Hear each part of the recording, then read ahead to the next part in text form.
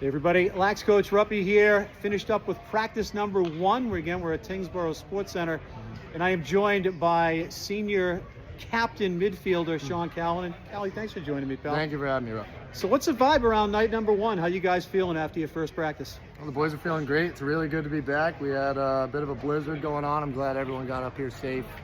We're riding high. The Pats are winning, and the boys are feeling really good. Everyone's back. Everyone's healthy. All right, brother. Thanks for joining me. Let's get after it tomorrow on day 2. Absolutely. Thank you for having me, Rupp.